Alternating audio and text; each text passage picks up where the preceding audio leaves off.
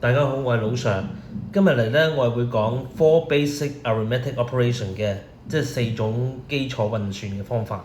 第一種係 addition 加，第二種係 subtraction 減，第三種係 multiplication 乘，第四種係 division 除。OK， 跟住落嚟咧，呢個表就展示咗一啲例子嘅，點樣用加減乘除嚟做數嘅。咁今日咧，我仲會講埋點樣記呢啲咁嘅生字啦，同埋佢嘅加減乘除嘅意思嘅。OK，第一個 add 5 to 4，即係加5落去4，咁即係4加5啦。或者你用另一種講法，4 plus 5， 4加5直接啲都得。咁結果就叫 sum 啦，即係和啦。嗱，咁點記咧？我哋會咁樣記嘅。add 係加嘛，我哋會叫 a 加。咁 plus 咧有 us 呢個字就係我們，所以咧就係 a 加我們這一加。咁心又點記係和咧？好簡單，心平氣和，心就係和。第二個 subtract 1 from 6，由6嗰度減去1，又或者你用另一個講法6 minus 1， 6減1。咁點記咧 ？subtract 赤字即係減啦，負數啦，係咪？OK， 又或者你直接啲 minus 6減1啦。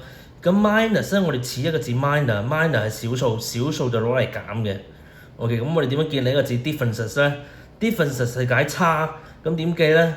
我哋有個 from 啊嘛，分字咯，似中文分差，咁就記到噶啦。另一個字乘 multiply 7 by 3，咁咧將個7咧就乘以3，或者直接啲7 times 3， 7乘3。OK， 咁點記咧？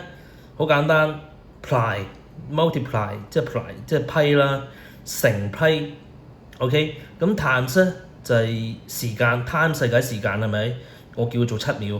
咁7秒乘 c 啦，咁都記到嘅。咁下一個字 product 係解積，咁點記咧？咁就係行善積德咯，得咪先？積啊嘛，德 product 嘅德。OK， 下一個字咧就係叫除嘅，咁咧叫 divide 8 by 2， 除8用2嚟除。跟住即係8除2啦，就係4。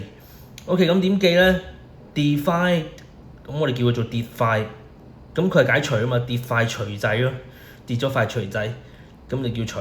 咁 quotient 咧係解雙，咁點解 co 係解好似一個字叫高智商 quotient 就係咁記。所以我哋會話 when 8 is divided by 2， the quotient is 4。當8除以2嗰陣時，個雙就係4啦。